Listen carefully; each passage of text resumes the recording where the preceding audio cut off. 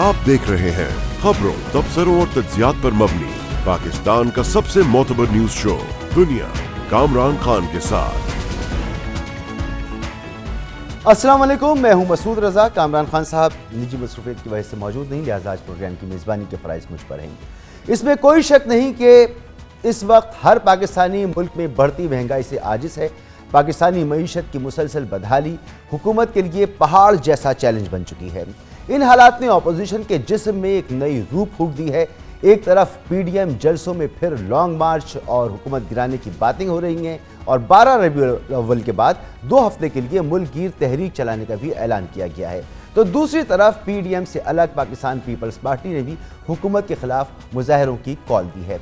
हफ्ते को फैसलाबाद में पीडीएम का जलसा हुआ, जिसमें नून लीग की नायब सदर मरियम नवाज ने हुकूमत पर दिल खोलकर तनकीद की। इस मौके पर सदर पीडीएम मौलाना फजल रहमान ने भी हुकूमत को आड़े हाथों लिया।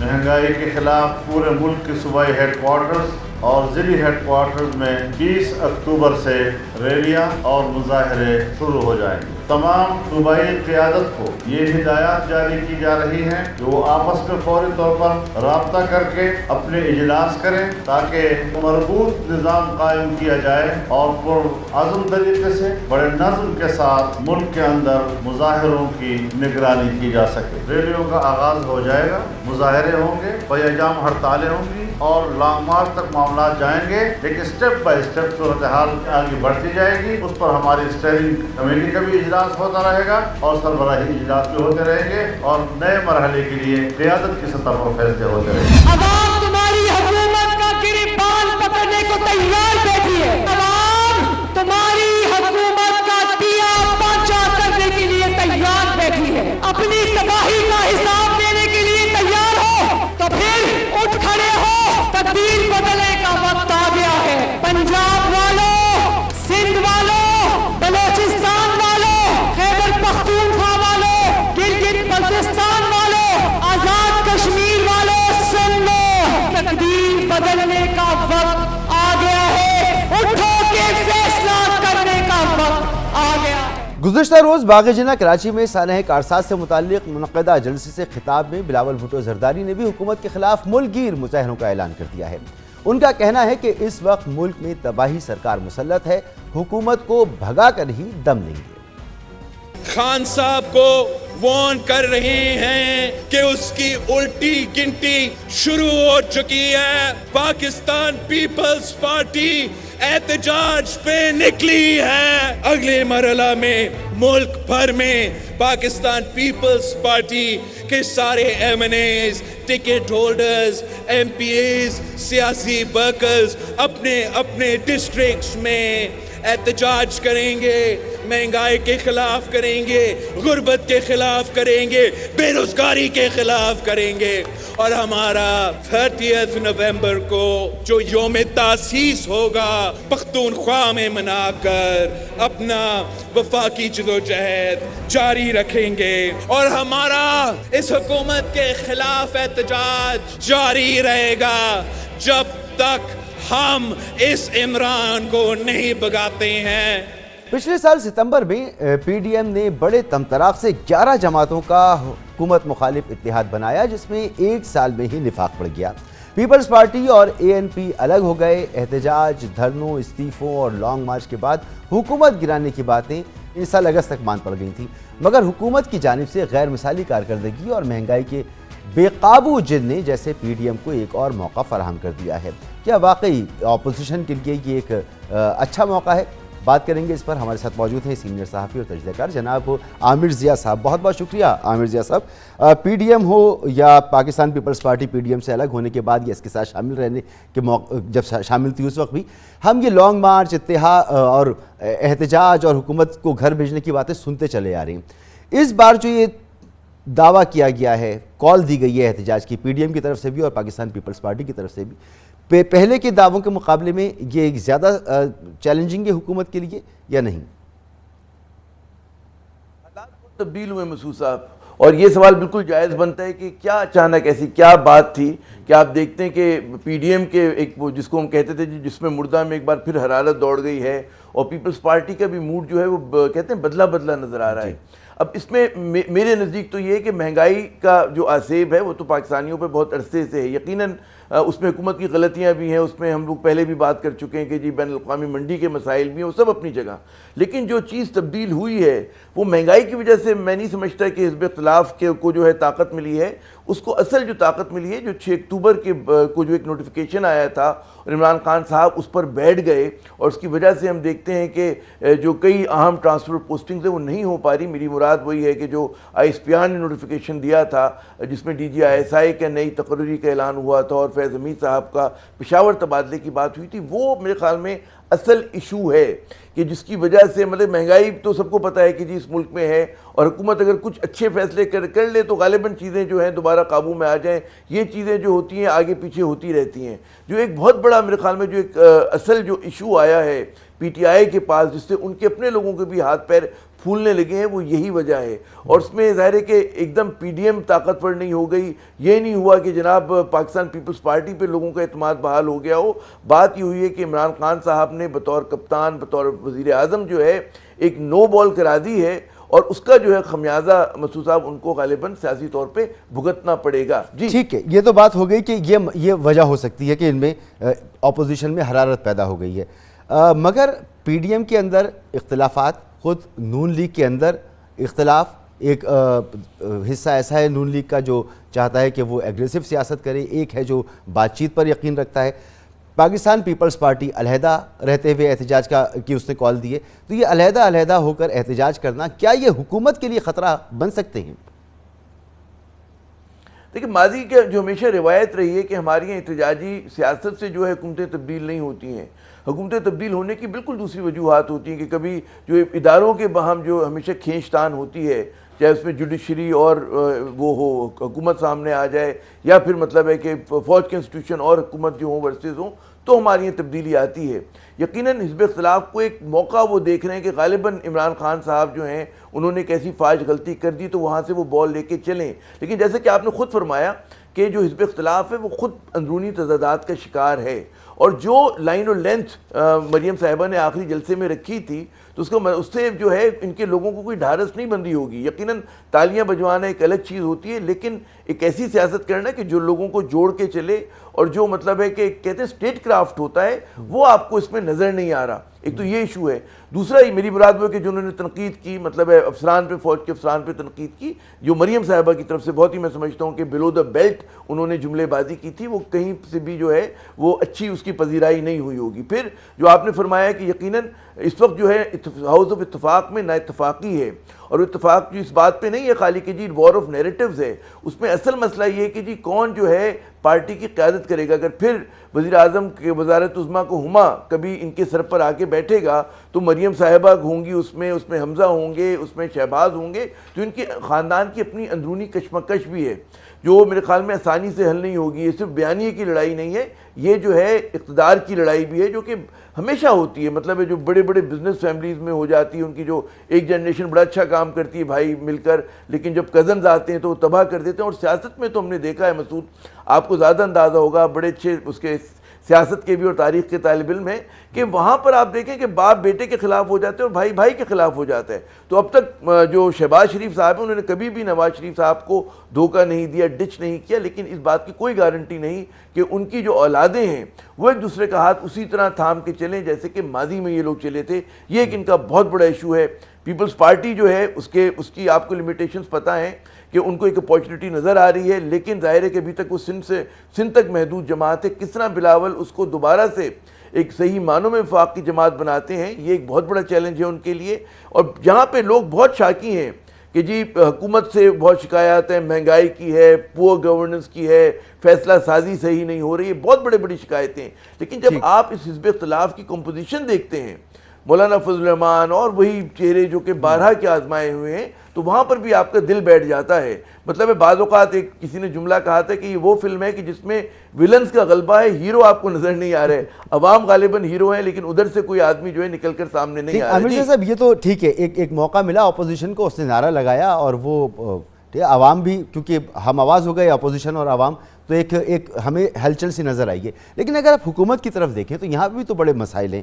یہاں پر بد انتظامی کے مسائل ہیں, بیڈ گورننس کی بات ہے, آپ بھی اس سے اتفاق کرتے ہیں, چاہے وہ اہم تعیناتیوں کے حوالے سے ہو, آپ نیب کے چیئرمین کا معاملہ دیکھ لیں, جو نیب میں اصلاحات کا معاملہ دیکھیں, جس طرح سے نوٹیفیکیشن لایا گیا, آپ وزیر خزانہ کی تعیناتی کا معاملہ دیکھ لیں, ان کا وقت گزر گیا, پھر انہیں ایک نوٹیفیکیشن کے ذریعے مشیر خزانہ بنانا پڑ گیا, ISI کے چیف کا معاملہ آپ دیکھ لیں, یہ اس پر آپ ذکر کر ہی چکے ہیں, الیکشن کمیشن کے اراکین کی تعیناتی کا معاملہ دیکھ لیں, ہر جگہ پہ ڈیڈ لاک نظر آ رہا ہے.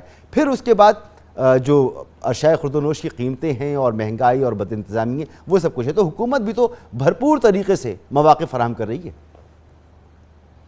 جی بالکل درست آپ کہہ رہے ہیں کہ اس میں جو ہے حکومت, آپ صرف آپ دیکھیں کہ 2-3 مہینے پہلے کیا سینٹیمنٹ تھا. لگ یہ رہا تھا کہ جی PDM جو ہے بالکل بیک فٹ پہ چلی گئی ہے. اس زمانے میں یہ بھی بات ہو رہی تھی کہ جی کچھ معاشی سرگرمیاں بڑھ گئی ہیں اس ملک کے اندر, اور textile sector, IT sector, construction sector جو ہے وہ بڑا ریوائیول کی طرف جا رہا ہے.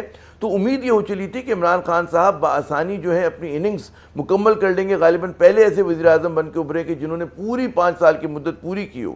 لیکن اب آپ دیکھیں کہ یک لخت جو ہے وہ منظرنامہ بدلا ہے, اور اس میں دخل جو ہے یہ نہیں ہوا کہ حزب اختلاف نے کوئی بہت زیادہ ہوشیاری دکھائی, یا جناب پیپلز پارٹی نے کوئی زبردست چال چلی, یا PDM نے کوئی بہت اچھی چال چلی. ان کی جو حکومت وقت ہے اس نے اتنی پیدر پہ فاج غلطیاں کی ہیں کہ جس کا مطلب ہے کہ سیاسی خمیازہ آپ کو بھگتنا پڑے گا. آپ نے وہ تمام چیزیں گنوا دی تو میں اس کی سما خراشی نہیں کروں گا کہ جی کہاں ان کا ہمیشہ دیر کر دیتا ہوں, نوٹیفیکیشن دینے میں دیر کر دیتا ہوں, میں لوگوں میں کنسنسس بلڈنگ میں دیر کر دیتا ہوں. تو یہ ان کی جو دیر کرنے کی بقول منیر نیازی صاحب کے جو ان کی عادت بن گئی ہے وہ ایک الگ مسئلہ ہے. پھر ایک بلا وجہ کی ایروگنس آ گئی ہے سیاست میں. آپ کو بہت وقت وہ کہتے ہیں کہ جی آپ کا عمل بے شک برا ہو لیکن بات آپ صحیح کر رہے ہوں, تو یہاں پر تو یہ بات جو میسیجنگ ہے وہ بھی غلط کر دیتے ہیں, اور اسی طرح جو عمل ہے اس پہ تو لوگ اعتراض کرتے ہی کرتے ہیں. تو یہ بھی ان کے ساتھ بہت بڑا مسئلہ ہو گیا ہے کہ انہوں نے اپنے پرومسز پہ ڈیلیور نہیں کیا. بہت بہت شکریہ آپ کا جناب عامر ضیاء صاحب, آپ نے گفتگو سنی. یہاں پر ایک بریک لیں گے, بریک کے بعد بات کریں گے. IMF سے ڈیل فائنل نہ ہونے سے مارکیٹ میں غیر یقینی کی صورتحال ہے. ڈالر تاریخ کی بلند ترین سطح پر ہے. انٹر بینک میں ڈالر 173 سے بھی زیادہ آج تجاوز کر گیا, اور 1 جولائی سے ڈالر کی قیمت میں 15 روپے 23 پیسے کا اضافہ ہو چکا ہے. اسی طرح پیٹرولیم مصنوعات کی اگر بات کریں تو دنیا بھر میں تاریخ کے بلند ترین سطح پر ہیں, اور ملک میں بھی اس کے اثرات صاف نظر آ رہے ہیں. بات کرتے ہیں بریک. حکومت کا کہنا ہے کہ پاکستان اور IMF کے درمیان مذاکرات کا دور ابھی جاری ہے, تاہم 12 سے 15 اکتوبر تک ہونے والے مذاکرات کا کوئی حتمی نتیجہ سامنے نہیں آ سکا ہے. مگر اس گفتگو کی کیفیت میں پاکستانی معیشت پر دباؤ ضرور بڑھا ہے. پاکستان میں ڈالر کی اونچی اڑان کا سلسلہ بدستور جاری ہے. دوسری جانب حکومت نے پیٹرولیم مصنوعات کی قیمتوں میں بھی ہوش ربا اضافہ کر دیا ہے. آج انٹر بینک میں ڈالر 1 روپے 59 پیسے مہنگا ہو کر تاریخ کی بلند ترین سطح 172 روپے 78 پیسے پر بند ہوا. آج ایک وقت پر انٹر بینک میں روپے کی قدر ڈالر کے مقابلے میں جو اس کا ریٹ تھا وہ 173 روپے 20 پیسے کی سطح تک بھی پہنچا تھا. پچھلے 5 ماہ میں ڈالر کی قدر میں 20 روپے 50 پیسے کا اضافہ ہو چکا ہے. 18 مئی کو ڈالر اس سال کی کم ترین سطح 152 روپے 28 پیسے کا تھا, جس میں اب تک 13% اضافہ ہوا ہے. بیرونی قرضوں میں لگ بھگ 2400 ارب روپے کا اضافہ ہو گیا ہے. گزشتہ روز گورنر اسٹیٹ بینک ڈاکٹر رضا باقر نے روپے کی گرتی قدر کے حوالے سے بتایا کہ اسٹیٹ بینک صورتحال کا جائزہ لے رہا ہے. اس میں جس سملر سوال میرا پاکستان آپ سے, اس میں آپ ڈالر کو جو ہے آپ اوپن مارکیٹ میں کیوں رکھتے ہیں؟ مطلب اس کو اگر آپ ریسٹرکٹ کر دیں, کیونکہ امپورٹ بیسڈ ہمارا ملک ہے, تو اوپن مارکیٹ میں ڈالر رکھنے کا فائدہ آپ کو پتہ ہی ہے کن کو ہوتا ہے. مجھے بتا دیں, آپ کو تھوڑی وضاحت کر دیں کہ ہماری ایکسچینج ریٹ رجیم کیا ہے. یہ فری فلوٹ نہیں ہے. فری فلوٹ سے مراد یہ ہوتی ہے کہ بالکل ہی ڈالر کو کھلا چھوڑا ہوا ہے, اور کبھی جو اسٹیٹ بینک ہے وہ مارکیٹ میں لیکویڈیٹی نہ دیتا ہے نہ لیتا ہے. ایسا نہیں. ہمارا ہے مارکیٹ بیس سسٹم, جس میں اگر مارکیٹ میں کنڈیشنز ڈس آرڈرلی ہو جائیں, اگر کوئی پینک ہو جائے یا موومنٹ ایک دم سے بہت زیادہ ہونی شروع ہو جائے, تو ہم لیکویڈیٹی دے بھی سکتے ہیں اور لے بھی سکتے ہیں. ہم اس کو مانیٹر کرتے ہیں اور اسی طرح ہی مانیٹر کر رہے ہیں. ڈالر کی قیمت میں اضافے کی بڑی وجہ ہمارے کرنٹ اکاؤنٹ ڈیفیسٹ میں اضافہ ہے, جو اس سال یعنی اس مالی سال جولائی اور اگست میں 2.3 ارب ڈالر تک پہنچ گیا. IMF کو خدشہ ہے کہ اس مالی سال کے آخر تک پاکستان کا کرنٹ اکاؤنٹ سے خسارہ GDP کے 4% تک ہو سکتا ہے جو 13 ارب ڈالرز بنتا ہے، جبکہ اسٹیٹ بینک نے اس کا تخمینہ 6.5 سے 9 ارب ڈالرز لگایا تھا۔ دوسری جانب تاریخ میں پہلی مرتبہ ملک میں petrol, diesel, high speed diesel اور مٹی کے تیل کی قیمت میں 100 روپے سے زیادہ اضافہ ہو گیا، اس قیمت سے تجاوز کر گئی، 100 روپے سے زیادہ یہ قیمتیں ہو گئی ہیں، اور پرسوں حکومت نے پیٹرول کی فی لیٹر قیمت 10 روپے 49 پیسے اس میں اضافہ کر دیا، اس کے بعد قیمت 137 روپے 79 پیسے ہو گئی ہے۔ ہائی سپیڈ ڈیزل کی قیمت 134 روپے 48 پیسے اور مٹی کے تیل کی قیمت فی لیٹر 110 روپے 26 پیسے ہو گئی ہے۔ حکومت کا دعویٰ ہے کہ وہ صارفین کو زیادہ سے زیادہ ریلیف فراہم کر رہی ہے۔ دنیا میں خام تیل کی قیمتیں 3 سال کی بلند ترین سطح پر یعنی $85 فی بیرل پر پہنچ چکی ہیں، اور حکومت کے مطابق پچھلے سال دنیا میں تیل کی قیمتیں 82% بڑھی ہیں، جبکہ پاکستان میں صرف 18% اضافہ کیا گیا ہے۔ ناقدین کے موقف کے برخلاف مشیر خزانہ شوکت ترین کا کہنا ہے کہ پیٹرولیم مصنوعات کی قیمتوں میں اضافے کا تعلق IMF مذاکرات سے نہیں ہے۔ آپ کی یہاں بات چیت چل رہی تھی، دوسری طرف پاکستان میں پیٹرول کی قیمتوں میں اضافہ ہوا، کیا اس سے کوئی لنک ہے؟ نہیں جی نہیں، اس کا اس سے کوئی لنک نہیں ہے۔ اس کا دیکھیں میں بتا دیتا ہوں، اس کو کوئی شرائط نہیں ہے۔ اس کی شرط یہ ہے کہ جو کاسٹ ہے وہ ہم نے پاس آن کرنی ہے کسٹمر، ہم اس کے اوپر کوئی ایڈیشن اس وقت نہیں کر رہے۔ اگر آپ نے دیکھا 10 روپے بڑھی ہے اس وقت، وہ اس لیے کہ اتنی ہی قیمت جو ہے وہ اوگرا نے کہا ہے کہ انٹرنیشنل پرائسز میں بڑھی ہے، اتنی ہماری کاسٹ بڑھی ہے۔ باقی ملک جو ہیں اس کے اوپر بھی کچھ ایڈ آن کر رہے ہیں، تو ہمارا کام ہے، ہم نے کہا نہیں اس وقت جو ہے 10 روپے بڑھ جائے تو ایڈ آن تو کر ہی نہیں سکتے، ٹھیک ہے۔ تو یہ صرف فنامنا ہے، ورلڈ جو آئل پرائسز بڑھ رہی ہیں وہ پاس تھرو ہو رہی ہیں۔ اس تمام صورتحال میں بات کریں گے، ہمیں جوائن کیا ہے محمد سہیل صاحب نے، CEO ہیں ٹاپ لائن سیکیورٹیز کے۔ بہت بہت شکریہ سہیل صاحب۔ کرنسی مارکیٹ میں غیر یقینی کی صورتحال نظر آ رہی ہے، ڈالر کو اگر دیکھیں تو 173 روپے سے بھی تجاوز اس کی قیمت آج کر گئی تھی۔ کیا اس کی وجہ پاکستان اور IMF کے درمیان جو مذاکرات ہو رہے ہیں اس کا نتیجہ خیز نہ ہونا ہے؟ سب سے بڑی وجہ یہی ہے کہ جو پاکستان اور IMF کے جو مذاکرات تھے اس میں بظاہر لگ رہا ہے کہ تعطل ہے، اور بظاہر یہی لگ رہا ہے کہ شاید جو کنڈیشنز IMF کہہ رہا ہے جو پاکستان کا وفد اس کو ایکسیپٹ نہیں کر رہا، تو اسی کنفیوژن کے سلسلے میں ہم نے دیکھا کہ آج روپے میں گراوٹ دیکھی گئی، اور روپیہ جو ہے انٹر مارکیٹ میں بھی گرا ہے اور اوپن مارکیٹ میں بھی گرا ہے، اور اس کا ایفیکٹ ہم نے کافی حد تک جو منی مارکیٹ ہے انٹرسٹ ریٹس پر بھی دیکھا کہ انٹرسٹ ریٹس بڑھے ہیں، اور دوسری جانب ہم نے اسٹاک مارکیٹ میں بھی کچھ پریشر دیکھا۔ تو یہ سارے جو معاملات ہیں یا جو پریشر ہے مارکیٹس میں وہ اس انسرٹنٹی پہ ہے کہ کیا پاکستان کے IMF سے معاملات طے پا جائیں گے کہ نہیں، اور اگر پا گئے تو کیا کنڈیشنز ہوں گی۔ اس وجہ سے جو سرمایہ کار ہیں وہ تھوڑے سے آج ڈسٹرب تھے۔ سہیل صاحب، اس وقت IMF سے مذاکرات میں ایک تعطل ضرور نظر آ رہا ہے، لیکن اگر یہ تعطل ختم ہو جاتا ہے اور مذاکرات ہو جاتے ہیں اور نتیجہ خیز ہو جاتے ہیں تو روپے کی قدر میں استحکام آئے گا، نظر آئے گا دیکھنے میں؟ اگر IMF کے ساتھ معاہدہ ہو جاتا ہے تو میرے خیال میں روپے کی قیمت میں کچھ استحکام نظر آئے گا، مگر اگر IMF کے ساتھ مذاکرات ناکام ہو جاتے ہیں یا IMF کے ساتھ جو مذاکرات میں تاخیر ہوتی ہے تو روپے کی قدر مزید گر سکتی ہے۔ اسی لیے حکومت کی بھی کوشش یہی ہے اور ہماری بھی ریکمنڈیشن یہی ہے کہ IMF کے ساتھ کوئی ایمیکیبل سولوشن کرنا چاہیے، کیونکہ IMF سے جب مذاکرات کامیاب ہوں گے تو استحکام اس طرح آئے گا کہ $1 بلین کی قسط جو رکی ہوئی ہے وہ آ جائے گی، اور جو دوسرے ملٹی لیٹرل ایجنسیز ہیں جنہوں نے پاکستان کی امداد روکی ہوئی ہے اس سے بھی پیسے آ جائیں گے۔ تو میرے خیال میں IMF کے ایگریمنٹ کے بعد کچھ استحکام روپے کی قدر میں آ سکتا ہے۔ اچھا، اسٹیٹ بینک نے روپے کی قدر کو مستحکم رکھنے کے لیے اطلاعات ہیں کہ مارکیٹ میں ڈالر پھینکا بھی ہے، وہ کہ حکومت نے اس کی تصدیق نہیں کی ہے۔ اس کے علاوہ اسمگلنگ روکنے کے لیے بھی اسٹیٹ بینک نے اقدامات کیے ہیں، لیکن پھر بھی جو مطلوبہ اثرات ہیں وہ مارکیٹ میں نظر نہیں آ رہے۔ دیکھیں، اسٹیٹ بینک کی جو انٹرونشن ہوتی ہے وہ جب ہوتی ہے کہ جب اسٹیٹ بینک کے پاس ایڈیکویٹ ریزروز ہوں اور جب اسٹیٹ بینک سمجھے کہ یہ غیر ضروری ہو رہا ہے، مگر مجھے لگتا ہے کہ ابھی سچویشن ایسی نہیں ہے، کیونکہ ایک تو اسٹیٹ بینک کے آپ نے دیکھا ریزروز کی پوزیشن کمزور ہوتی جا رہی ہے، $20 بلین سے کم ہو کے اب اطلاعات ہیں کہ $18 بلین پہنچ گئے ہیں۔ دوسری جانب یہ جو بھی پریشر آ رہا ہے روپے میں، اس کے پیچھے IMF کے مذاکرات کامیاب نہیں ہونا شامل ہے۔ تو مجھے لگتا ہے کہ شاید اسی وجہ سے سینٹرل بینک جو ہے وہ اپنا مارکیٹ ڈریون جو ایکسچینج ریٹ مینجمنٹ کا فارمولا ہے उसके तहत डिमांड सप्लाई के बेस पर रुपए की कदर को गिरने दे रहा है। जहाँ तक आपने बात की अफगानिस्तान की स्मगलिंग, देखिए उसमें बहुत सारे इश्यूज हैं, चैलेंजेस हैं। काफ़ी पैसा पाकिस्तान से ऑफिशियली जाता है, काफ़ी अनऑफिशियली जाता है, मगर पाकिस्तान को और सख्त इक़दाम करने पड़ेंगे। एक तो इंपोर्ट को कंट्रोल करने के लिए, क्योंकि इंपोर्ट बिल बहुत बढ़ गया है, और दूसरा ये जो अनऑफिशियली जहाज़ों के ज़रिए और रोड के ज़रिए और दूसरी तरीक़ों से पैसा जाता है, उसको कंट्रोल करने के लिए और सख्त इक़दाम करने पड़ेंगे। एयरपोर्ट्स पर भी चेकिंग करनी पड़ेगी कि जो लोग दुबई जा रहे हैं या जो लोग मुल्क से बाहर जा रहे हैं, क्या वो एक मिकदार है उस चीज़ से ज़्यादा तो नहीं ले जा रहे।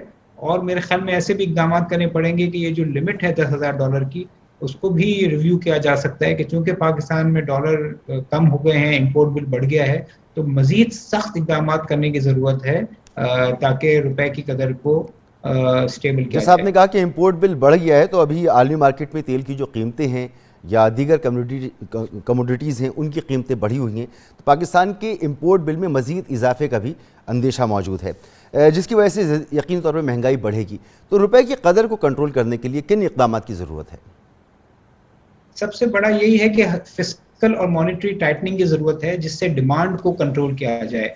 अब स्टेट बैंक ने तो कुछ इक़दाम किए हैं, मगर बज़ाहिर लग रहा है कि स्टेट बैंक और इक़दाम करेगा, जिसमें इंटरेस्ट रेट का बढ़ना भी शामिल है और जिसमें स्टिमुलस का कम करना भी शामिल है। मगर दूसरी जानिब जो मिनिस्ट्री ने इक़दाम करने हैं, उसमें बज़ाहिर कोई बहुत एग्रेसिव अप्रोच नहीं देखी गई।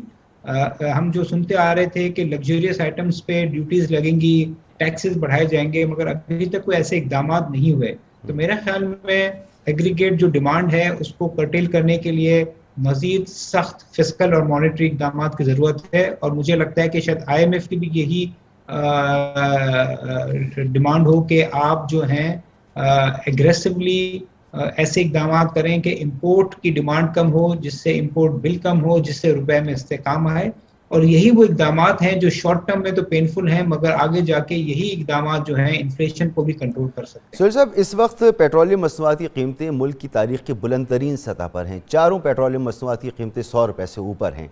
इस इजाफे पे आप हुकूमत को कितना कसूरवार समझते हैं? देखिए, मेरे ख्याल में इसमें बहुत ज़्यादा गवर्नमेंट का कसूर नहीं है, क्योंकि पाकिस्तान को दो तरफ से हिट पड़ रही है। एक तो हिट इसलिए पड़ रही है कि इंटरनेशनल मार्केट में तेल की कीमतें बढ़ रही हैं, दूसरी तरफ हुकूमत की आप कह लें कि सुस्त रवि की वजह से या IMF से मुआहदे में ताख़ीर की वजह से जो रुपए की कदर गिर रही है, उसका इफेक्ट भी आ रहा है। तो ये दो इफेक्ट है। तो मेरे ख्याल में ज़्यादातर ये एक्सटर्नल फैक्टर्स की वजह से है, जिसका हमने देखा है कि भारत में भी जब कीमतें बढ़ाई गई अभी, तो वहाँ भी काफ़ी प्रोटेस्ट हुआ। तो काफ़ी हद तक ये हुकूमत के कंट्रोल से बाहर है। बट हुकूमत यही कर सकती है कि जो इन्फ्लेशन है, जो पेट्रोल प्राइसेस से बढ़ने की वजह से इन्फ्लेशन आएगा, उसको कंट्रोल करने के लिए इक़दाम करे, जिसके लिए मैंने आपको कहा कि टाइटनिंग करनी पड़ेगी। अगर फिस्कल और मॉनेटरी टाइटनिंग होती है तो कुछ अरसे के बाद तेल की कीमतें अगर ज़्यादा भी होंगी तो महंगाई जो है कंट्रोल में आ सकती है। आप भी इससे इत्तेफाक कर रहे हैं कि दुनिया भर में तेल की कीमतें बढ़ी हैं और ख़ित्ते के दीगर ममालिक में हमसे ज़्यादा कीमतें हैं, लेकिन ख़ित्ते के दीगर ममालिक में फ़ीकस आमदनी हमसे ज़्यादा है, हमारी कम है। इस सूरत हाल में भी क्या आप इस इजाफे को, पेट्रोलियम मसनूआत की कीमतों में इस इजाफे को जायज़ समझते हैं? देखिए, ये बात तो सही है कि पाकिस्तान में पेट्रोल डीजल रीजन से सस्ता है, वो हमेशा सस्ता होता है। और ये भी बात सही है कि शायद पाकिस्तान में जितनी पेट्रोल और डीजल की कीमत बढ़नी थी उससे कम बढ़ी है।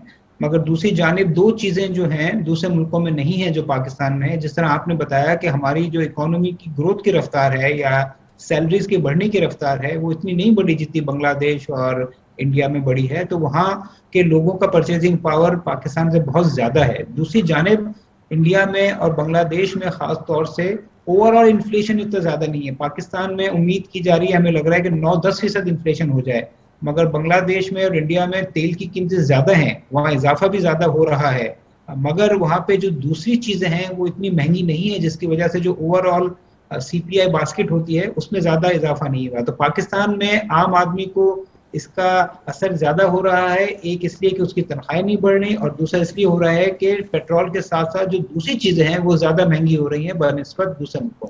बहुत बहुत शुक्रिया जनाब मोहम्मद सुहेल साहब, CEO टॉप लाइन सिक्योरिटीज़ हमारे साथ मौजूद थे। यहाँ पर लेंगे एक न्यूज़ ब्रेक, जिसके बाद आप हेडलाइंस देख सकेंगे और प्रोग्राम का सिलसिला जारी रहेगा।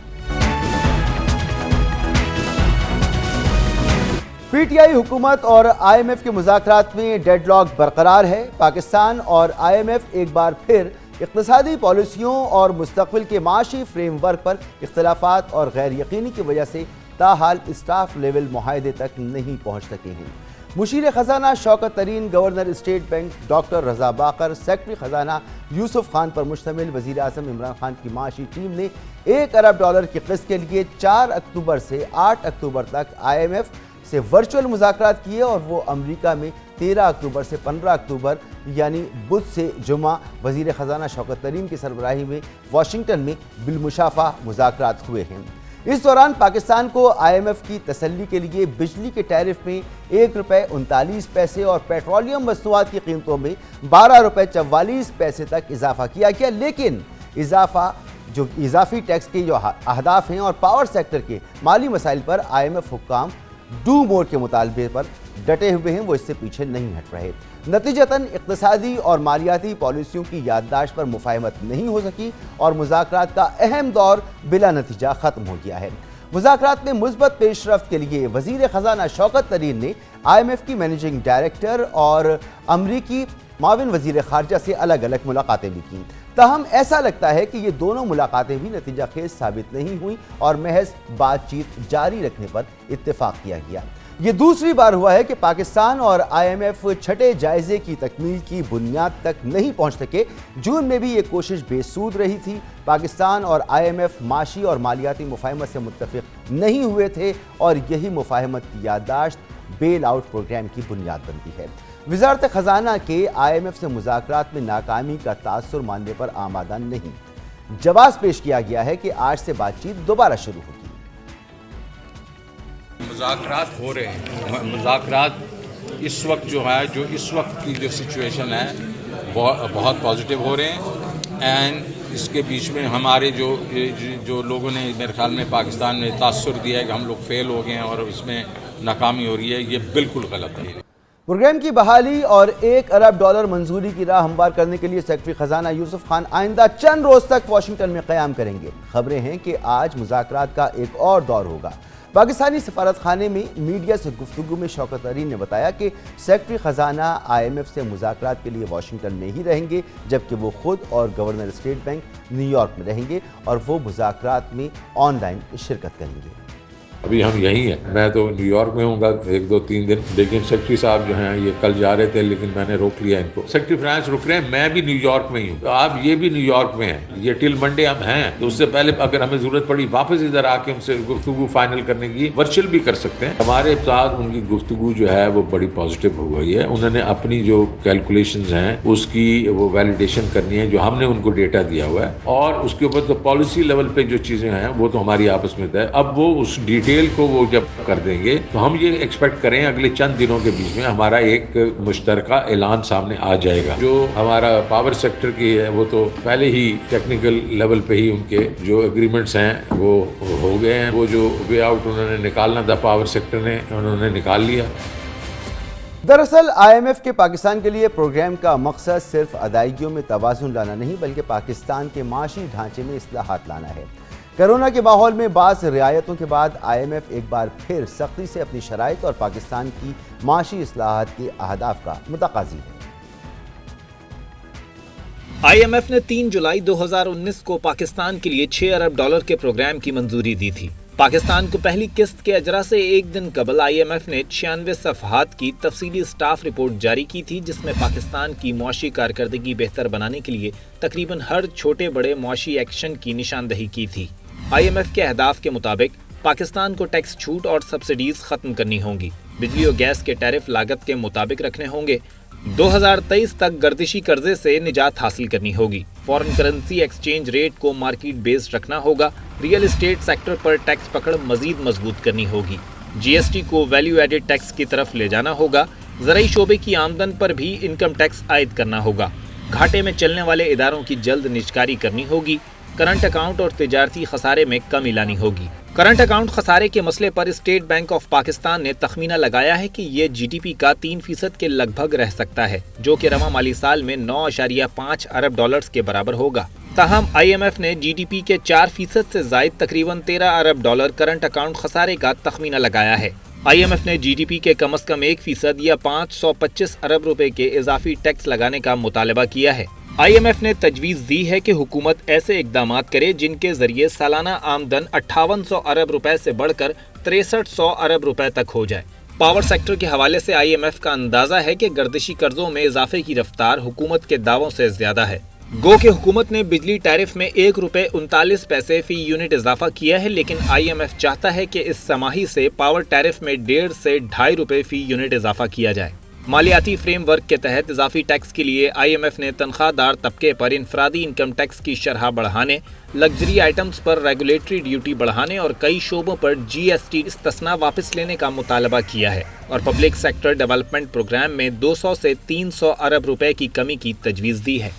अब तक हुकूमत ने बिजली, गैस, पेट्रोलियम और टैक्सों की शरह में जो इजाफा किया है IMF की नज़र में वो नाकाफ़ी है और सवाल अब $1 अरब यानी 172 अरब रुपए की किस्त की मंजूरी का नहीं है। अहम सवाल यह है कि PTI की हुकूमत इक़्तिदार के 14 साल में 172 अरब रुपए की मंजूरी के लिए IMF के मुतालबे पर किस हद तक जा सकती है और किस हद तक उन्हें कबूल करती है।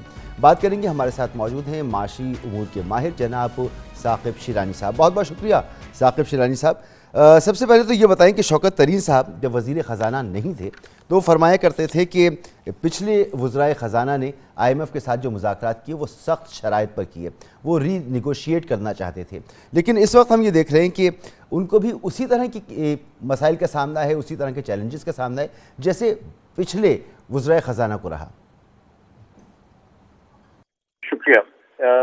शौकत तरीन साहब की वही मजबूरी है जो पिछले वज़राए ख़जाना की थी कि इनको IMF के पास जाना पड़ा था। पाकिस्तान के उस वक्त मुश्किल हालात थे और ऐसी सिचुएशन में जो बार्गेनिंग पावर होती है वो ज़ाहिर बात है वो IMF के हक़ में होती है, तो इसलिए कड़ी शराइत पहले भी मानना पड़ी और अब शौकत तरीन साहब को भी उससे चक्की से गुजार रही है IMF वाले, तो कोई डिफरेंट नहीं है इसमें। अलबत्ता मैं सिर्फ ये कहूँगा कि कुछ मैं तनकीद करूँगा ये जो पॉलिसियाँ हुकूमत ने अपनाई हैं पिछले 5-6 महीने में, क्योंकि कुछ हद तक हमारी जो बार्गेनिंग पोजीशन वीक हुई IMF के साथ उसमें बल्कि काफ़ी हद तक ये पॉलिसीज़ का भी अमल दरामद है, क्योंकि ये जो इम्पोर्ट्स को तक़वियत मिली है हुकूमत की पॉलिसियों से,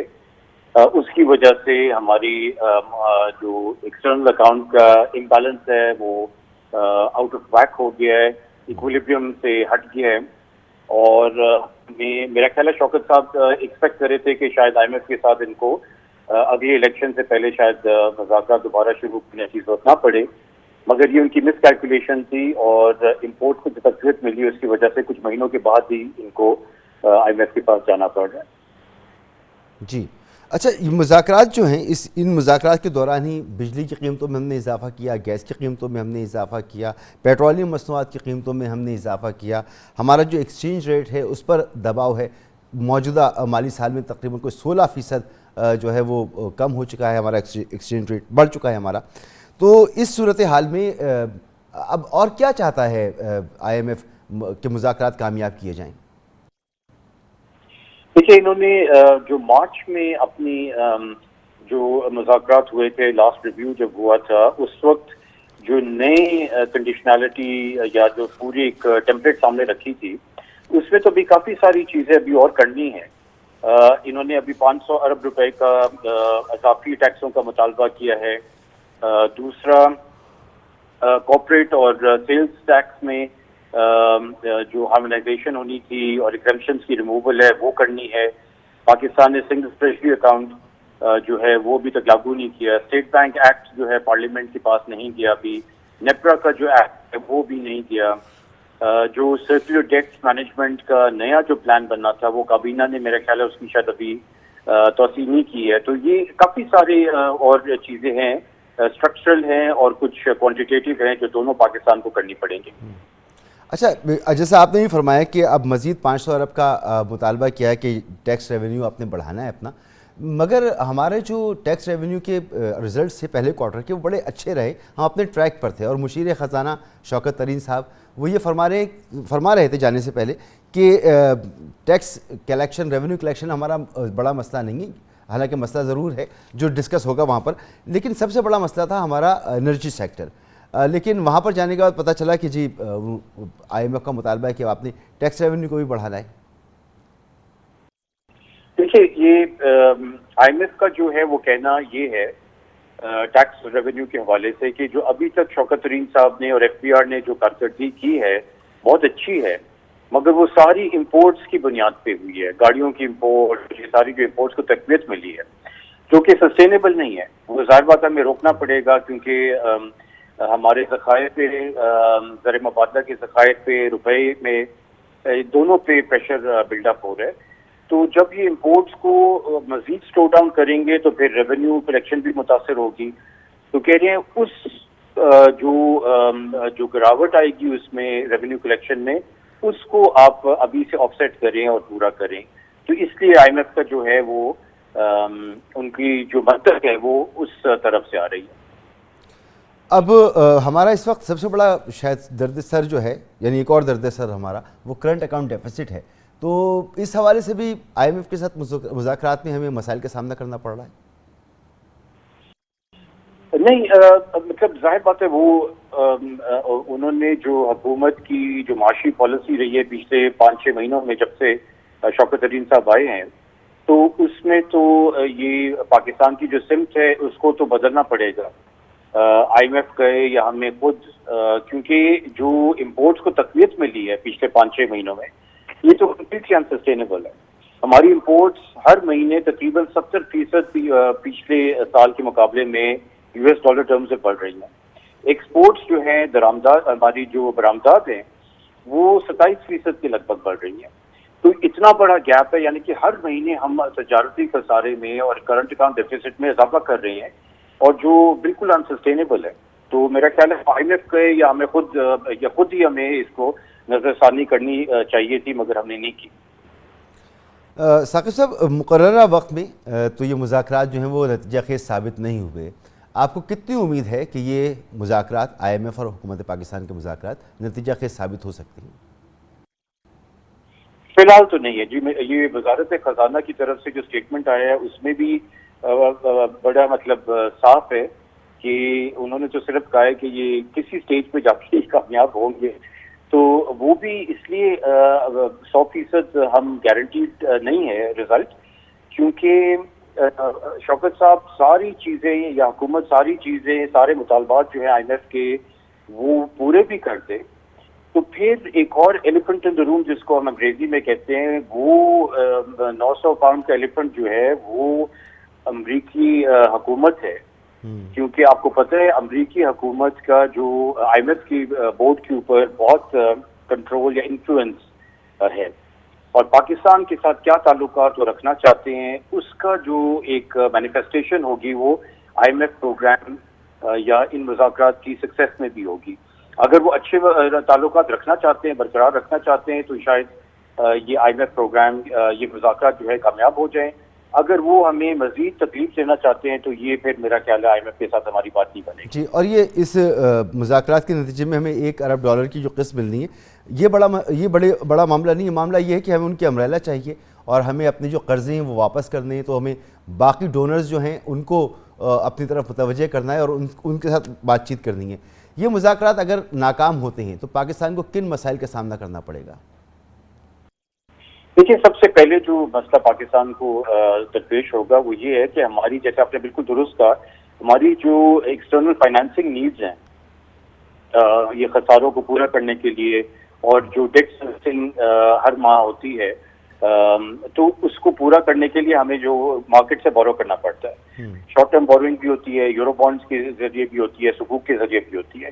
جب آئی ایم ایف پروگرام نہیں ہوتا ہے یا I M F programme derail ہوتا ہے تو مارکیٹس جو ہیں یا تو آپ کو وہ پیسہ نہیں فراہم کرتی ہیں یا پھر اس کی شرائط بڑھا دیتی ہیں اور اس کا اس کی جو انٹرسٹ ریٹ ہے وہ بہت بڑھ جاتا ہے. تو پاکستان کو ڈیفینیٹلی یہ پہلی جو مشکل سامنے آئے گی وہ اسی صورت میں آئے گی. اور اس صورت میں عوام کو کیا برداشت کرنا پڑے گا؟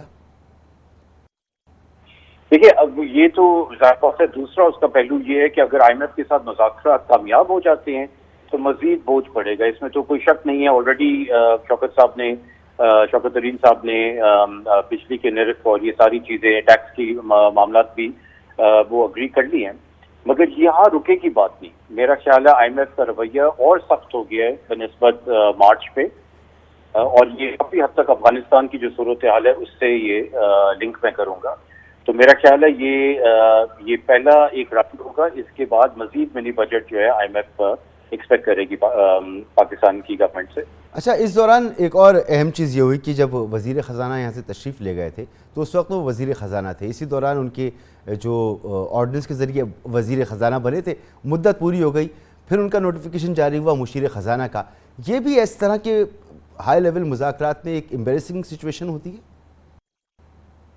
بالکل جی، یہ شوکت ترین صاحب کا جو نیگوشیٹنگ ہینڈ ہے، دیکھیں نا، یہ تو حکومت کی نااہلی ہے سیدھی سیدھی کہ آپ کو پتا تھا کہ IMF کے ساتھ یہ بڑے امپورٹنٹ مذاکرات ہونے ہیں، کب ہونے ہیں، یہ سپٹمبر کی ڈیٹ سب کو پتا تھی، اور آپ پتہ نہیں کن چکروں میں تھے کہ یہ ان کو منتخب نہیں کر سکے اور ان کو وزیر خزانہ نہیں بنا سکے۔ جب تک کہ واشنگٹن میں جا کے ادھر بیٹھے نہیں، اس وقت تک کسی کو نہیں پتا، نہ ان کو نہ ان کے سامنے والوں کو، کہ یہ وزیر خزانہ ہے، رہیں گے یا نہیں رہیں گے اگلے ہفتے تک۔ تو میرا خیال ہے یہ گورنمنٹ کی بہت ساری ایسی کوتاہیاں ہیں پچھلے 3 سال میں جو اوائڈیبل تھی اور سیلف انفلکٹڈ تھی، اس میں سے یہ بھی ایک ہے۔ سر، اگر یہ مذاکرات جو ہیں خدا نخواستہ، جیسے کہ آپ بھی امکان ظاہر کر رہے ہیں کہ مشکل ہے کہ یہ کامیاب ہو پائیں، اگر یہ ناکام ہو جاتے ہیں تو پھر پاکستان کے پاس آلٹرنیٹ کیا ہے؟ کیونکہ پاکستان کو اپنی نیڈز تو پوری کرنی ہے، آلٹرنیٹ کیا ہے پاکستان کے پاس؟ دیکھیں، یہ میرے خیال میں جو ہمارے پاس آلٹرنیٹ ہے وہ پہلے ہی شوکت صاحب کو ریلائز کر لینا چاہیے تھا کہ ان کی پالیسیز کا کیا نقصان ہو رہا ہے۔ آلٹرنیٹ یہ ہے کہ ہمیں اگلے 1 سال کے لیے گروتھ کو سیکریفائز کرنا پڑے گا، وہ گروتھ کو جو امپورٹس کو تقویت دے رہی ہے، اور اس گروتھ کی طرف جائیں۔ زراعت ہے، IT ایکسپورٹس ہے، ہمارے ایکسپورٹ سیکٹر ہے، ان کو پش کریں جو برآمدات کی بیسس پہ ہمیں گروتھ دیتی ہیں۔ تو یہ جو گاڑیوں اور SUVs ہماری ہم نے جو پالیسی اپنائی ہوئی ہے، جس کی وجہ سے دھڑا دھڑ ہر مہینے نئی قسم کی پاکستان میں SUVs آ رہی ہیں اور لگژری وہیکلز آ رہی ہیں، یہ بالکل ہی میرا خیال قسم کی پالیسی تھی، اور یہ اس سے جتنی جلد ہم چھٹکارا حاصل کریں ہمارے لیے بہتر ہے۔ ٹھیک سر، یہ ایکسچینج ریٹ جب تک بہتر ہمارا نہیں ہوتا، قوت خرید نہیں بڑھتی، ایک عام آدمی کو جو ہے وہ مشکلات کا سامنا کرنا پڑے گا۔ اب اگر یہ مذاکرات نہیں ہوتے اور باہر سے پیسہ نہیں آتا تو کیا کچھ کیا جا سکتا ہے ایکسچینج ریٹ کو بہتر کرنے کے لیے؟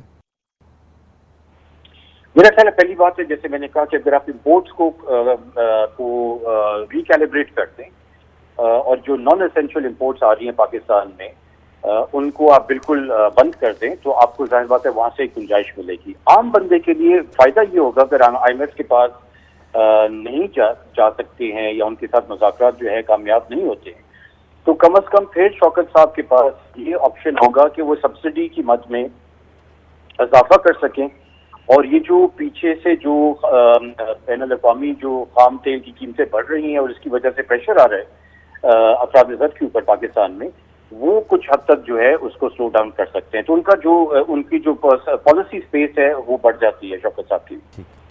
بہت بہت شکریہ جناب ثاقب شیرانی صاحب، ماہر معاشی امور ہمارے ساتھ موجود تھے۔ گفتگو آپ نے سنی، یہاں پر بریک لیں گے اور بریک کے بعد بات کریں گے وزیر خزانہ شوکت ترین گئے تو وزیر خزانہ کی حیثیت سے تھے امریکہ، لیکن جب واپس آئیں گے تو وہ مشیر خزانہ بن کے واپس آئیں گے۔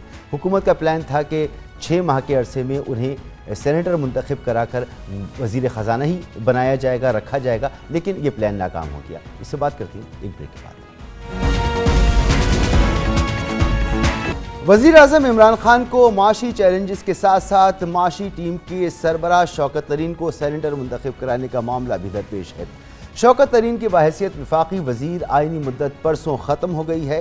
کل اتوار کی چھٹی کے دوران کیبنٹ ڈویژن نے شوکت ترین کی تقرری کا نیا نوٹیفیکیشن جاری کر دیا ہے۔ نوٹیفیکیشن کے مطابق شوکت ترین کو وزیر اعظم کا مشیر خزانہ اور ریونیو مقرر کیا گیا ہے اور ان کا درجہ وفاقی وزیر کے برابر ہوگا۔ شوکت ترین پی ٹی آئی کے 3 سالہ دور حکومت میں چوتھے وزیر خزانہ تھے۔ ان سے پہلے اسد عمر، ڈاکٹر عبدالحفیظ شیخ اور مختصر عرصے کے لیے حماد اظہر بھی وزارت خزانہ سنبھال چکے ہیں۔ اب شوکت ترین کو دوبارہ وفاقی وزیر خزانہ لگانے کے لیے سینیٹر بنوانا قانونی تقاضا ہے، کیونکہ آئین کے آرٹیکل 91 کے مطابق وزیر اعظم کسی غیر منتخب شخص کو اپنی کابینہ میں زیادہ سے زیادہ 6 ماہ کے لیے وفاقی وزیر رکھ سکتے ہیں، اور شوکت ترین یہ عرصہ مکمل کر چکے ہیں۔ شوکت ترین کہتے ہیں کہ حکومت انہیں خیبر پختونخوا سے سینیٹر منتخب کرائے گی۔ بات صرف اتنی ہے، انہوں نے کئی دفعہ اعلان کر دیا کہ شوکت کو ہم نے سینیٹر بنانا ہے۔ پہلے ان کا خیال تھا کہ لاہور سے کریں گے، لیکن وہ آپ کو معلوم ہے وہ چیلنج ہو چکی ہے۔ ابھی وہ ظاہر ہے ابھی مجھے وہ ایڈوائزر بنائیں گے، لیکن ابھی آئی تھنک انہوں نے پروسیس شروع کر دیا ہے، کے پی سے سینیٹر بنائیں گے مجھے۔ جی، اس سے پہلے بھی متعدد بار شوکت ترین یہ بات کہہ چکے ہیں کہ انہیں وزیر اعظم پر بھرپور اعتماد ہے، اور وزیر اعظم انہیں سینیٹر منتخب کروا کر وفاقی وزیر خزانہ تعینات کریں گے۔ ان کو یہ سمجھ آنی چاہیے کہ یہ فائنانس منسٹر کم از کم تنخواہ بھی نہیں لیتا اور اپنے گھر پہ رہتا ہے اور اپنی جیپ استعمال کرتا ہے، تو یہ کرائے کا نہیں ہے، پہلی بات۔ دوسرا، یہ پہلے بھی فائنانس منسٹر رہ چکا ہے اور اس کے بعد وہ اس وقت سینیٹر بھی تھا، اور اس وقت بھی سینٹ کے لیے جو کوشش ہو رہی ہے، تو ان کو صرف اتنا میں یقین دلانا چاہتا ہوں کہ this finance minister is not going anywhere. Shaukat Tarin sahab, آپ کے پاس دن ہی نہیں رہ گئے۔ میرے پرائم منسٹر نے مجھے کہا ہے کہ آپ کو میں نے سینیٹر بنانا ہے، اور ان کے پاس ایک پلان ہوگا، and I trust my prime minister, I am not going anywhere, I can tell you that. ملک کی موجودہ صورتحال میں شوکت ترین کا بروقت سینیٹر منتخب ہونا اس لیے ضروری ہے کہ معاشی پالیسیوں کا تسلسل برقرار رہے، جبکہ کاروباری معاملات اور مارکیٹ میں استحکام برقرار رہے۔ اس وقت مشیر خزانہ کی حیثیت سے شوکت ترین بہت سارے اختیارات سے محروم ہو چکے ہیں۔ اسلام آباد ہائی کورٹ کے ایک حالیہ فیصلے کے تحت بطور مشیر خزانہ وہ کابینہ کمیٹیوں کے اہم اجلاسوں کی صدارت نہیں کر سکتے۔ شوکت ترین بطور وفاقی وزیر خزانہ کابینہ کی نجکاری کمیٹی، اقتصادی رابطہ کمیٹی، کمیٹی برائے سرکاری ملکیتی اداروں کے چیئرمین میں ہیں، اور بطور وفاقی وزیر خزانہ شوکت ترین اقتصادی کونسل کی ایگزیکٹو کمیٹی کے بھی چیئرمین تھے۔ اب بطور مشیر خزانہ شوکت ترین اقتصادی رابطہ کمیٹی اور ایکنک سمیت مختلف کمیٹیوں کی سربراہی نہیں کر سکیں گے۔ حکومت نے شوکت ترین کو پنجاب سے مسلم لیگ نون کے سینیٹر اسحاق ڈار کو ڈی سیٹ کرا کے ان کی نشست پر سینیٹر منتخب کرانے کی حکمت عملی بنائی تھی، اور وفاقی وزیر اطلاعات فواد چودھری اس حوالے سے بہت مطمئن بھی تھے۔ جو ہم قانون لے کے آئے ہیں جس کے تحت اگر کوئی سینیٹر 60 دن کی مدت تک حلف نہیں اٹھاتا تو اس کی نشست خالی تصور کی جائے گی۔ اس میں جو اسحاق ڈار صاحب کا مدت ہے وہ 13 اکتوبر کو مکمل ہو جائے گی۔ اس کے بعد ہم درخواست کریں گے سینٹ کے چیئرمین سے کہ ان کی نشست کو خالی قرار دے کے اس کے اوپر جو ہے وہ الیکشن کروایا جائے، جو آئینی اور قانونی طریقہ ہے۔ اور وہاں پہ ہم نے جو فیصلہ ہمارا یہی ہے کہ شوکت ترین صاحب جو ہیں وہ لاہور سے الیکشن لڑیں گے، اور انشاءاللہ تعالی بھاری اکثریت سے وہ سینٹ کے ممبر منتخب ہوں گے، اور ان دا مین ٹائم وہ بحیثیت ایڈوائزر اپنی ذمہ داریاں جاری رکھیں گے۔ یقیناً اسحاق ڈار نے 2018 میں سینیٹر منتخب ہونے کے بعد سے حلف نہیں اٹھایا ہے۔ صدارتی آرڈیننس کے تحت ایسے ممبران کو حلف اٹھانے کے لیے 40 دن کا وقت دیا گیا ہے، لیکن اسحاق ڈار نے 2 ہفتے قبل ہی الیکشن کمیشن آف پاکستان کو یہ آگاہ کر دیا تھا کہ 40 دن کے اندر حلف اٹھانے کی قطعاً ان پر لاگو نہیں ہوتی، کیونکہ ان کی کامیابی کا نوٹیفیکیشن سپریم کورٹ نے معطل کر رکھا ہے۔ ان کا کہنا ہے کہ جیسے ہی عدالت نے ان کی ممبرشپ بحال کی، وہ حلف اٹھانے کے لیے پاکستان آ جائیں گے۔ خیال رہے کہ سابق وفاقی وزیر خزانہ ڈاکٹر عبدالحفیظ شیخ کو بھی حکومت بروقت سینیٹر منتخب نہیں کرا سکی تھی، اور پھر بڑھتی مہنگائی کی وجہ سے بطور مشیر خزانہ ہی ان سے استعفیٰ لے لیا گیا تھا۔ اس تمام صورتحال پر جو اس وقت موجود ہے بات کریں گے فاروق حبیب صاحب، وزیر مملکت اطلاعات و نشریات ہمارے ساتھ موجود ہیں۔ بہت بہت شکریہ فاروق حبیب صاحب وقت دینے کے لیے۔ شوکت ترین صاحب IMF مذاکرات کے لیے جب گئے تو وہ وزیر خزانہ کی حیثیت سے گئے تھے، اب جب ان کی واپسی ہوگی تو مشیر خزانہ کی حیثیت سے ہوگی۔ آپ کو نہیں لگتا کہ یہ ان کے لیے خود ایک سبکی کا سامنا ان کو کرنا پڑا، اور یہ پاکستان کے لیے بھی ایک امبیرسنگ بات ہے؟ دیکھیں، یہ تو آپ کا آئین میں ہے، قانون کے اندر آپ ان کو جو ہے وہ 6 مہینے کے لیے کسی شخص کو جو ہے جو الیکٹڈ نہیں ہے انہیں آپ فائنانس منسٹر کا جو ہے وہ درجہ فراہم کر سکتے ہیں. وہ ان کی مدت جو ہے وہ پوری ہو گئی اور اس مدت پوری ہونے کے بعد اب وہ بطور مشیر وزارت خزانہ جو ہے وہ اپنا کام جاری رکھے ہوئے ہیں اور اس حوالے سے اب ان کو آگے فیڈرل منسٹر بنانے کے لیے سینٹ سے منتخب کروانا ہے اور اس کس صوبے سے منتخب کروانا ہے اس کا فیصلہ جو ہے وہ پرائم منسٹر صاحب کریں گے ان کی وطن واپسی کے حوالے سے جب وہ واپس آ جائیں گے.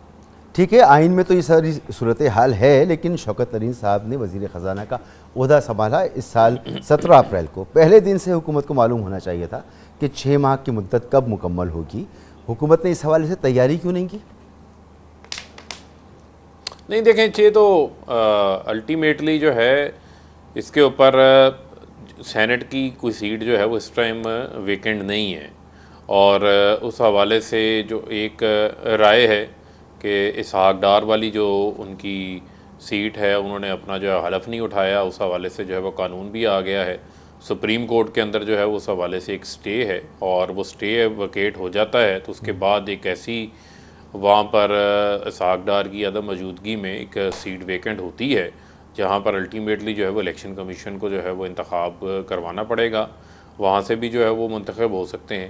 اس کے علاوہ بھی جو ہے وہ کوئی ایسی سچویشن پنجاب میں، خیبر پختونخوا میں جہاں پر ہمارے سینیٹرز موجود ہیں، ہماری اکثریت موجود ہے، وہاں پر وہ کریٹ کی جا سکتی ہے ان کو وزیر خزانہ بنانے کے حوالے سے. تو اس کے اوپر جو ہے وہ حکومت فیصلہ کر لے گی. مگر فواز چودھری صاحب ہمارے اسی پروگرام میں آئے اسحاق ڈار صاحب کے حوالے سے کہ ان کی جگہ خالی ہوگی اور پنجاب سے شوکت ترین صاحب کو جو ہے وہ آپ سینیٹر منتخب کرائیں، لیکن کافی مطمئن تھے. لیکن یہاں پر بھی ہم نے دیکھا کہ آپ کا ہوم ورک کمپلیٹ نہیں تھا. نہیں دیکھیں، ہوم ورک کا معاملہ نہیں ہے. معاملہ یہ ہے کہ جہاں پر میں سمجھتا ہوں کہ کوئی قانونی چیز ہو، کوئی درخواست دائر ہوئی ہو، وہاں پر ایک پورا پروسیس ہے، وہ پروسیس پھر آپ کو فالو کرنا پڑتا ہے. اس کے لیے جو ہے اس کی ہیئرنگ کے لیے ہم کوشش کر رہے ہیں کہ سپریم کورٹ کے اندر جو ہے اس کی سماعت ہو.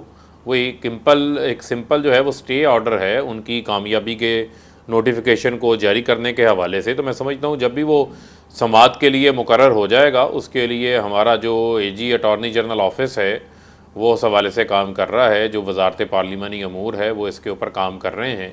اور جیسے ہی وہ وہاں سے سماعت ہوتی ہے، سٹے ویکیٹ ہوتا ہے تو وہ سیٹ خالی ہو جائے گی اور اس کے بعد جو ہے وہاں پر الیکشن ہوگا.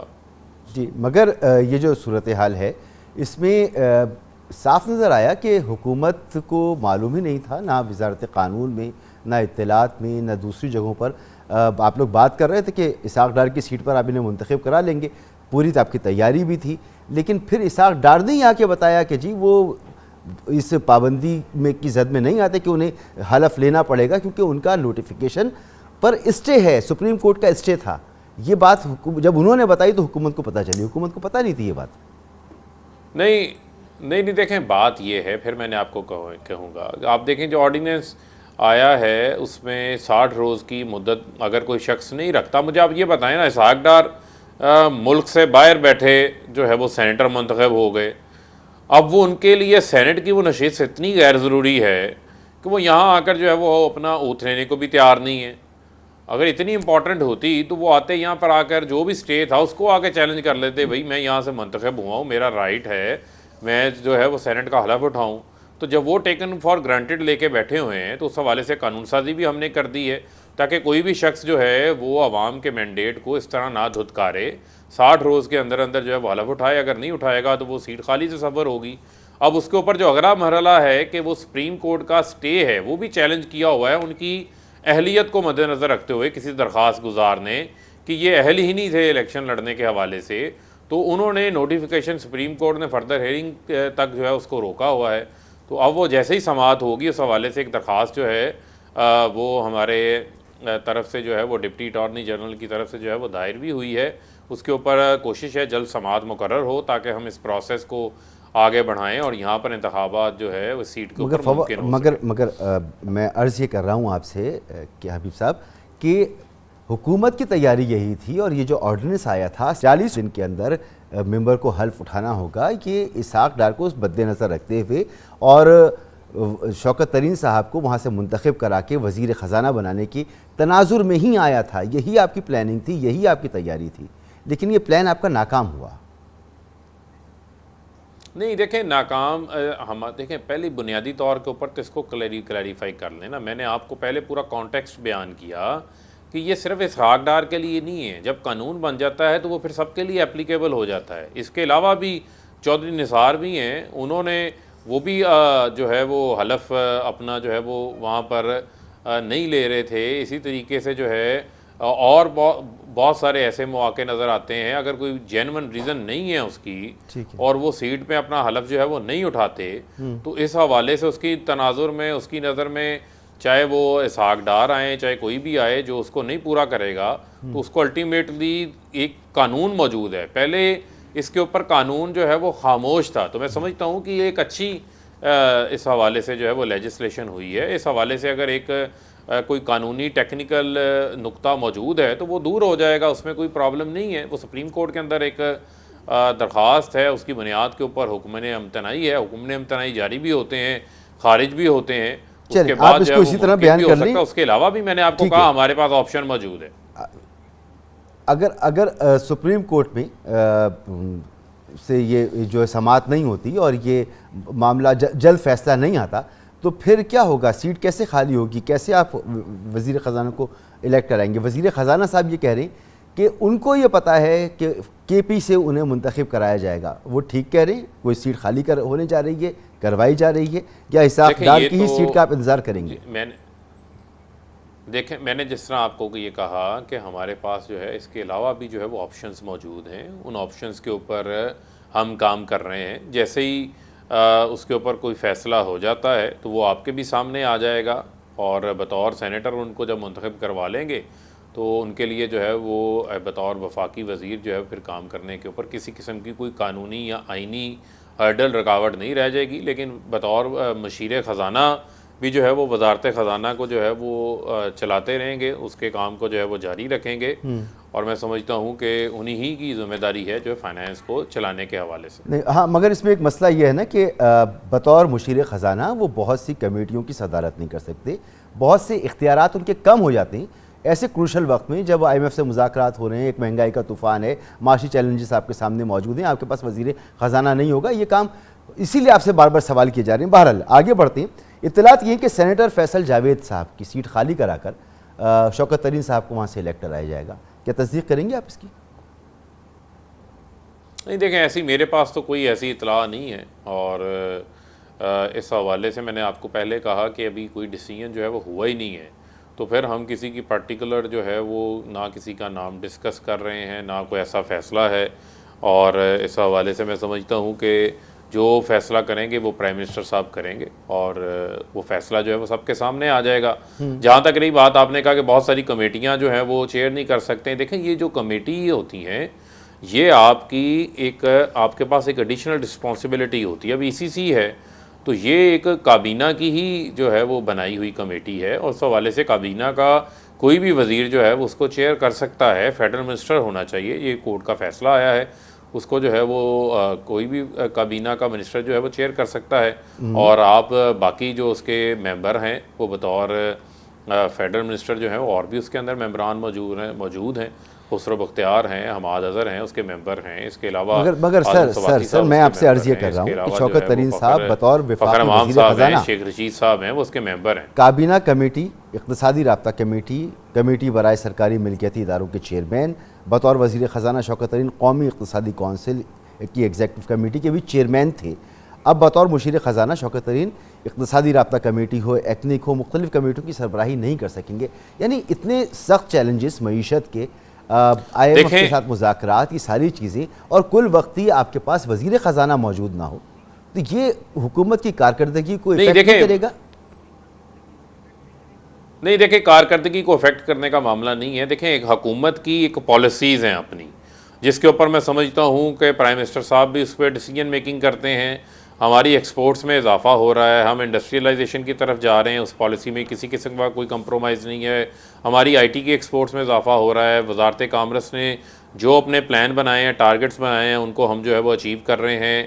ایف بی آر اپنے ٹارگٹ سے زیادہ جو ہے وہ ریونیو کو کلیکٹ کر رہا ہے، ترسیلات زر میں ہمارے اضافہ ہوا، روشن ڈیجیٹل اکاؤنٹ میں ہمارے اضافہ ہوتا جا رہا ہے۔ یہ وہ تمام تر چیزیں ہیں جو اپنی جگہ کے اوپر کام کر رہی ہیں، لیکن یہاں پر رہ گئی بات